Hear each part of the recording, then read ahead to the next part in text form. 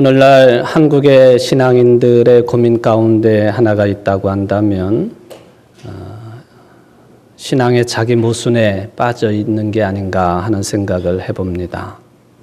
말하자면 우리의 신앙의 내용은 매우 초월적이고 또 내세적이면서 또 신앙의 깊이가 있는 것처럼 느껴지기도 하지만 교회를 벗어나서 세상으로 나가서 살아가는 실제적인 삶에 있어서는 철저하게 기복적이고 또 세속적이고 그런 그 갈등 구조 속에 살아가고 있기 때문에 신앙인들이 자기 모순에 빠져 있다라는 그런 평을 우리 스스로도 하고 있고 세상이 또 그런 평을 하고 있습니다. 어쩌면은 이것이 우리 인간들의 본래의 모습이 아니겠는가. 왜냐하면 2000년 전에도 예수님께서는 그런 부분에 대한 지적의 말씀, 권면의 말씀을 주셨기 때문에 그렇습니다. 그러므로 이것은 현대의 그리스도인들만의 모순적인 측면이 아니고 그는 기독교가 탄생했을 때부터 교회가 또 신앙인들이 가지고 있었던 모순이기도 합니다. 예수님께서 말씀하시기를 아무도 두 주인을 섬길 수 없다. 한쪽을 미워하고 다른 쪽을 사랑하거나 한쪽을 중히 여기고 다른 쪽을 업신여길 것이다. 너희는 하나님과 재물을 함께 섬길 수 없다.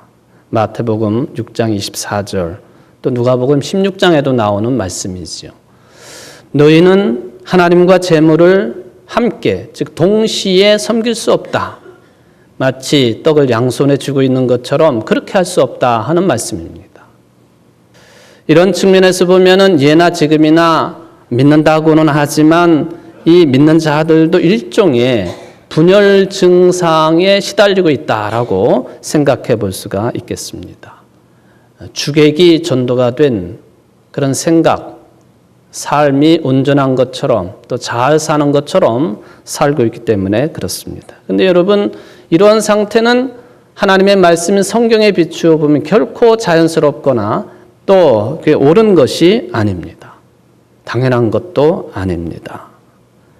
진실한 성도라고 한다면 이런 상태에 빠져있는 나 자신에 대해서 또 교회의 모습에 대해서 뭔가 불편하게 느껴야 됩니다. 그런데 그렇게 이중적이고 주객이 전도된 삶을 살아가면서 신앙인이라고 하는 이런 점에 불편을 느끼지 아니할 정도로 우리의 신앙이 변질되어 있다라고 하는 것이 이제 큰 문제가 되겠습니다. 교회의 설교가 문제가 되겠죠. 기복주의를 강조하고 무조건적인 축복만 이야기하는 그리스도인으로서의 책임은 말하지 아니하고 회개는 선포하지 아니하고 무조건적인 복을 빌어주는 설교, 목사들이 문제라 동시에 복음을 듣고도 삶에 실천적으로 옮기지 못하는 성도들에게도 같은 책임이 주어져 있음을 우리는 명심을 해야 되겠습니다. 이런 측면에서 사도 바울이 남겨놓은 말씀은 이런 이중적인 삶을 살고 있는 우리들에게 큰 공명을 가져다 준다고 생각합니다. 왜냐하면 믿음으로 산다고 하는 것이 뭐냐 하는 것을 고린도 교인들에게 말씀하셨기 때문에 그렇습니다. 고린도후서 4장이나 5절 말씀에 보면은 매우 유명한 말씀이지요. 특별히 고린도후서 4장 16절로 18절 말씀 우리가 지난 수요일 예배 시간에도 본문으로 선택을 했던 내용입니다만 이렇게 말씀하셨습니다. 우리의 겉사람은 낡아가지만은 우리의 속사람은 나날이 새로워갑니다. 우리가 지금 겪는 일시적인 가벼운 고난은 비교할 수 없을 정도로 영원하고 크나큰 영광을 우리에게 이룩해 줍니다. 우리는 보이는 것을 바라보는 것이 아니라 보이지 않는 것을 바라봅니다. 보이는 것은 잠깐이지만 보이지 않는 것은 영원하기 때문입니다. 고린도후서 5장 7절은 이렇게 말씀하십니다. 우리는 믿음을 바탕으로 삼아서 살아가는 것이지 보는 것을 바탕으로 삼아서 살아가는 것은 아닙니다. 이 믿음이 크다. 또 이 믿음이 절대적으로 우리 신앙인들에게는 필요하다라고 하는 것을 말씀해 주고 있습니다. 제가 오늘 제목을 적은 믿음, 큰 의심이라 그렇게 정해 보았는데요. 오늘 우리가 읽은 개역 개정판에는 작은 믿음이라 그랬어요. 예수님께서 믿음이 작다. 근데 또 표준 세번역에 보면은 여기 오늘 제가 쓴 것처럼 적은 믿음이라 그렇게 사용을 하죠. 작다. 얘는 크기가 작다, 크다 그럴 때 사용하지요. 적다, 양이 적다, 많다. 믿음이라고 하는 것이 크기 또는 그 분량에 있어서 작든 적든 바로 그런 믿음의 상태를 말씀해주고 있는 그런 표현법이라고 생각이 되어집니다. 예수님께서도 온갖 염려에 쌓여 살고 있는 우리들에게 믿음이 적은 자들아, 책망 겸 우리 자신을 일깨워 주시는 그런 엄중한 말씀을 선언을 해 주셨습니다. 오늘날 이런 진정한 믿음이 필요한 세대를 우리가 살아갑니다. 예수님은 이런 말씀도 남겨주셨습니다. 너희들 무엇을 입을까 염려하지 말라. 이건 다 세상 사람들이 하는 것이지 믿음의 생활을 하는 사람들은 그러는 것이 아니다. 무엇을 입을까, 무엇을 먹을까, 무엇을 마실까 세상 사람들처럼 믿음 없이 염려하지 말라. 그런 말씀이죠. 구약성경이든 신약성경이든 무엇을 하지 말라라고 할 때에는 하지 말라. 그런 짓을, 그러한 일을 사람들이 많이 하기 때문에 주시는 표현법입니다. 살인하지 말라. 살인을 많이 하기 때문에 주시는 말씀이에요. 도둑질하지 말라. 많이 하기 때문에 주시는 말씀이라 그런 뜻입니다. 그러므로 내가 너에게 이르노니 목숨을 위하여 무엇을 먹을까, 무엇을 마실까, 몸을 위하여 무엇을 입을까 염려하지 말라. 목숨이 음식보다 중하지 아니하며 몸이 의복보다 중하지 아니하냐. 신동엽 시인이 껍데기는 가라 그렇게 외쳤습니다마는 우리들이 우리의 껍데기를 치장하느라 예수님을 보지 못하는 오늘날의 이 위선적인 그리스도인들에게도 똑같이 주어지는 말씀이 되겠습니다. 우리 모두가 정말 어느 때나 돼야지 이런 옷들을 벗어버리고 예수님을 대면할 수 있게 될는지. 예수 그리스도로 옷을 입으라 하셨는데 어느 때나 돼야만이 예수 그리스도로 옷을 입은 이런 그 엄청난 숙제를 푸는 날이 오게 될 것인지. 오늘 저는 예수님의 뜻이 담겨있는 본문 말씀을 통해서 이런 깨달음을 다시 한번 생각을 해보게 되었습니다. 오병이의 기적을 제자들이 체험을 했습니다. 물고기 2마리하고 떡 5개를 가지고 몇천 명이나 되는 사람들이 먹고도 12광줄이나 남는 놀라운 기적을 체험을 했습니다. 그리고는 이 오병이어의 기적을 체험한 다음에 주신 또는 기록된 내용이 오늘 마태복음의 본문입니다. 그 연결점을 여러분들이 잘 생각해 보시기 바랍니다.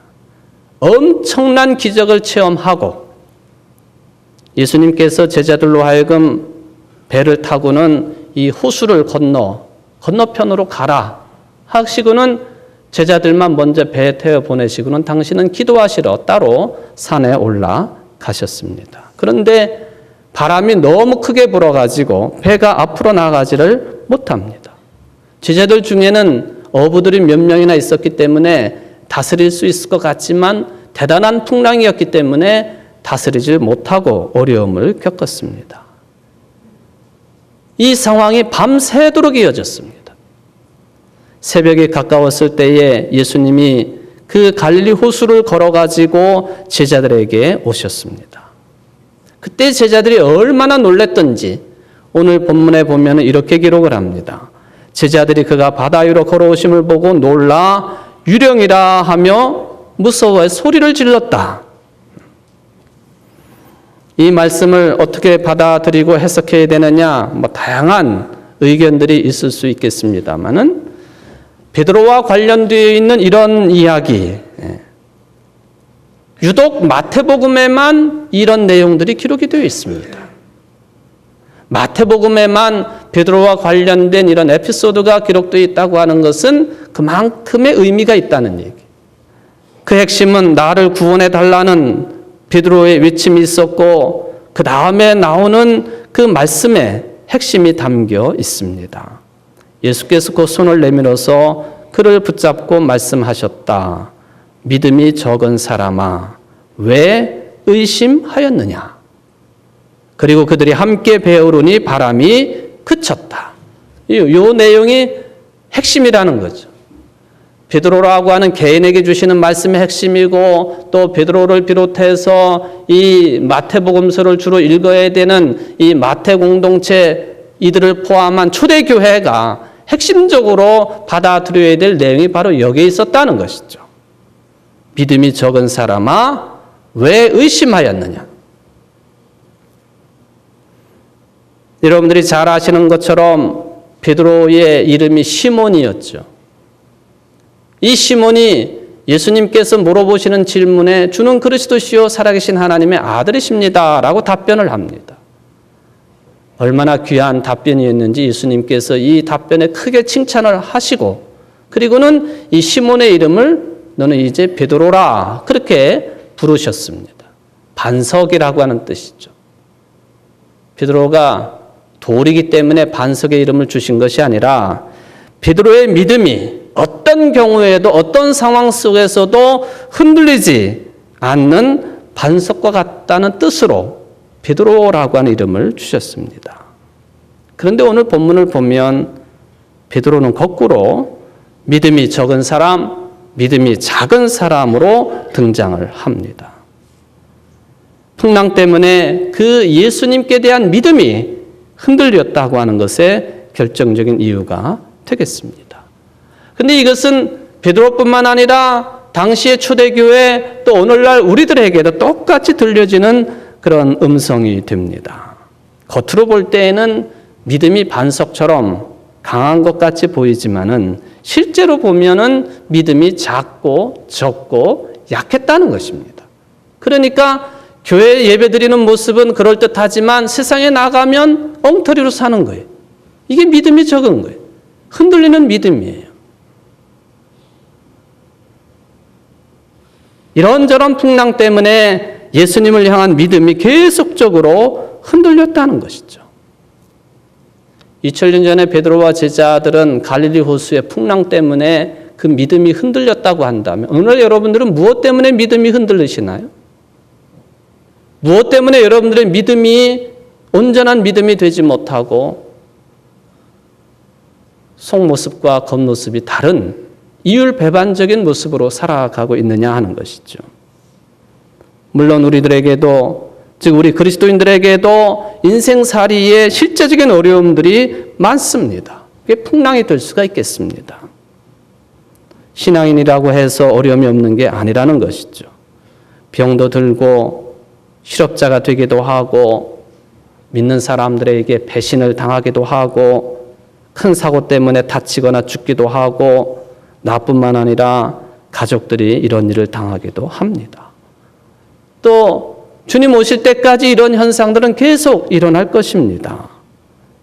이럴 때에 우리의 신앙이 풍랑을 맞은 베드로처럼 흔들릴 수 있다는 것이죠. 또 하나 현대인들의 특징 중에 하나가 삶의 의미가 없다는 거예요. 삶의 의미를 찾지 못해요. 허무하다는 것이죠. 예수를 믿고 구원받았다고는 생각은 들지만 그럼에도 불구하고 구원에 대한 확신이 없습니다. 생명력의 충만함도 없습니다. 삶이 지루하고 허무해요. 저만 그런가요? 여러분들도 그럴 것입니다. 허무해요. 신앙의 생활로, 교회 생활로 인해서 늘 기쁨이 넘칠 줄 알았는데 그렇지 못하다고 하는 사실을 베드로가 본 풍랑처럼 우리들도 두렵게 생각하고 있는 우리의 신앙을 근본으로부터 흔들리게 만드는 그런 요인이 됩니다. 더 중요한 게 있어요. 오늘 마태복음이 우리에게 전하고자 하는 그런 메시지입니다. 뭐냐 하면은 예수가 그리스도시라고 하는 사실 자체가 믿어지지 않는다는 것입니다. 초대교회가 이 문제에 걸려 있는 거예요. 예수가 그리스도냐? 이 문제에 딱 걸려버립니다. 처음에 신앙생활을 시작할 때는 뭔가 믿음의 확신이 있었던 것 같은데 시간이 지나면서 여러 요인들 때문에 이 신앙이 희미해집니다. 신앙도 매너리즘에 빠질 수 있다는 것이죠. 예수 그리스도가 내 삶에 별 의미가 없는 분으로 전락을 해버리고 말았습니다. 신약성의 초대교회 교인들 순교도 마다하지 아니하고 신앙을 지켰던 사람들이기 때문에 우리들과는 다르게 아주 특별한 사람들로 생각을 합니다. 물론 그들 중에는 예수님을 직접 뵌 사람들도 적지 않습니다. 예수님께서 주시는 말씀, 기적, 직접 목격했던 시대입니다. 성령의 활동이 지금보다도 훨씬 더 강했던 시절입니다. 그러나 이런 이유들 때문에 지금 우리들보다도 믿음이 좋았다, 그렇게 말하기는 또한 어렵습니다. 개인의 경우이든 공동체의 경우든 마찬가지입니다. 이것은 곧 목회라는 목사가 평신도들보다 믿음이 더 좋고 클 것이다, 그런 일반적인 생각과 비슷합니다. 수도원에서 수도 생활을 하는 수도자들이 훨씬 더 믿음이 클 것이다, 그런 생각과 비슷합니다. 그러나 다 흔들립니다. 근본적으로 우리 인생들은 흔들리게 되어 있습니다. 한순간도 흔들림이 없이 신앙을 지킬 거라고 하는 그런 생각, 곤란한 생각입니다. 상대적으로 차이가 있기는 하겠지만 근본적으로 모든 인생들의 신앙은 흔들리게 되어 있다는 것이죠. 특히 교회 지도자들 더욱 흔들릴 수 있습니다. 끊임없는 흔들림, 유혹 가운데에서 신앙을 지키려고 몸부림치고 애를 쓴다고 하는 차이는 있겠습니다만은 근본적인 흔들림은 똑같다는 것이죠. 정말 신앙만이 아니라 실제적인 삶에서도 우리의 믿음 없음 때문에 흔들리는 것 마찬가지일 것 같습니다. 모든 사람들이 계속 흔들리는 터전 속에 살고 있습니다. 그것이 바로 예수님께서 주시는 말씀처럼 왜 의심하였느냐, 그런 상태입니다. 의심이라고 하는 것, 믿음이 적거나 작은 사람들의 영적인 태도이지요. 의심이라고 하는 말, 헬라어로 쓰여진 것을 우리나라 말로 풀이를 하면 이렇습니다. 의심이라고 하는 게 뭐냐? 두 가지 길을 동시에 가고 싶어하는 상태, 두 가지의 길을 동시에 갈 수 없는데 그걸 동시에 가고 싶어하는 상태가 의심이고, 또 다른 말로 말하면 염려라, 그런 뜻입니다. 베드로에게는 지금 심각하게 불어닥치는 풍랑을 피해야 되는 것과 또 예수님에게 가야 되는 이 길이 동시에 주어졌습니다. 베드로는 이 두 가지 길을 함께 가야 된다고 생각했기 때문에 왜 의심하였느냐 하고 예수님의 책망을 받습니다. 결국에는 물속에 빠져들 수밖에 없었습니다. 예수님은 말씀하십니다. 두 주인을 섬기지 말라. 아까 말한 도마복음서에 보면 두 말을 동시에 올라탈 수 없다 했습니다. 만몬과 하나님을 동시에 섬기지 말라 했습니다. 그런데 오늘날 기독교인들은 얼마나 재주가 많은지 자본주의도 타고 있고 신앙도 타고 있고 돈도 타고 있고 믿음도 타고 있고 재산도 타고 있고 교회도 타고 있는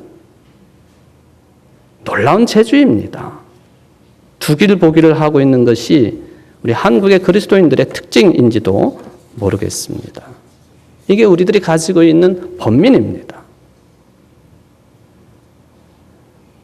하나는 예수님의 길에 걸쳐 있고 또 하나는 세상에 걸쳐 있는, 여러분, 우리는 연약한 존재들이기 때문에 두 가지 길을 동시에 갈 수가 없습니다. 이것 아니면 저것이지 더불어 안 되는 거예요. 신앙생활을, 믿음의 생활을 한다고 하지만 실제로는 세상에 대한 염려를 떨치지 못하는, 무언가 좀 더 안전한 길이 세상에 있지 않겠는가 찾으려고 애를 쓰지요.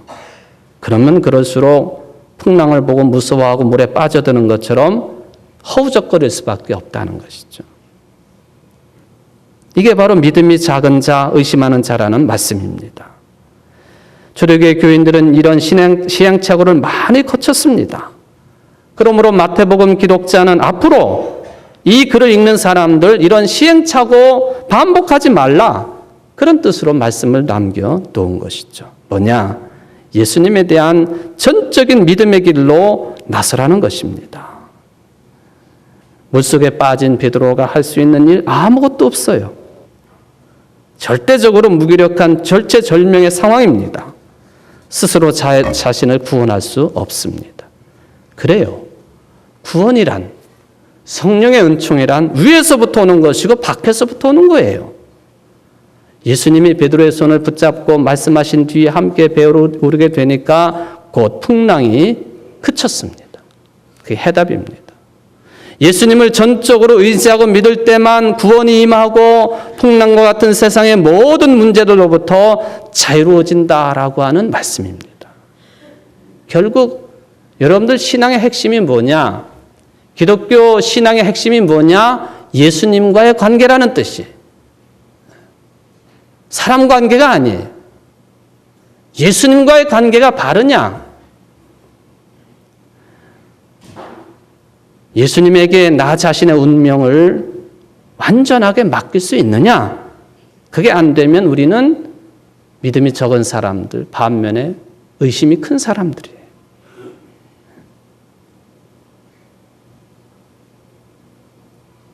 초대 교인들처럼 오늘날 우리들도 이 믿음과 의심 사이에서 오락가락하고 있지 않습니까?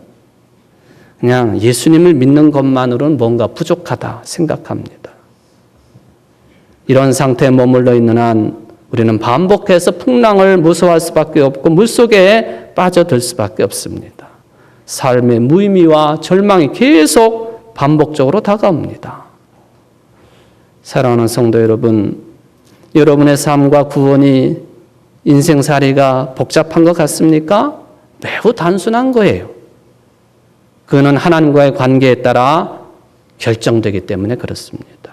하나님과의 관계는 곧 예수님과의 관계입니다. 여러분이 인생의 풍랑 물속에서 예수님과 함께 평온한 배에 오르신 경험이 있으십니까? 그 경험을 생생하게 기억하고 계십니까?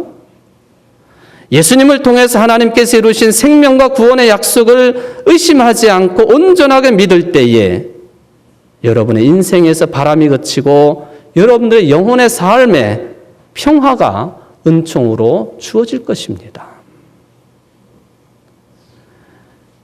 유명한 토마스 아켄피스의 그리스도를 본받아에 보면 이런 내용이 있습니다. 내 아들아, 호기심을 갖지 말 것이며 쓸데없는 일에 마음을 쓰지 말라. 이것이나 저것이 내게 무슨 관계가 있느냐? 네가 할 일은 나를 따르는 것이다. 이 사람이 이러저러하고 또 다른 사람의 행동과 말이 이러저러한들 그것이 내게 무슨 상관이냐? 너는 다른 사람을 위해 대답할 필요가 없으며 오직 내 자신만 책임을 질 것이니라. 그런데 왜 너는 자신을 스스로 곤경에 휘말리게 하느냐? 보라, 나는 만인을 알며 하늘 아래에서 벌어지는 모든 일을 본다. 나는 각자의 형편을 알며 네가 무엇을 생각하는지, 네가 무엇을 원하는지, 너의 궁극적인 목적이 무엇인지 안다. 그러므로 나에게 모든 것을 맡겨라. 그리고 너는 완전한 평화를 누려라. 우리를 믿음 안에서 구원하시고 온전한 평화를 주시려고 그리스도 예수께서 오십니다. 사랑하는 성도 여러분, 그리스도 안에 거하시기를 바랍니다. 온전한 평화를 누리시기를 바랍니다. 그러기 위해서는 의심하지 말고 모든 것을 주님께 맡기시는 성도들이 되시기를 주의 이름으로 축원을 드립니다.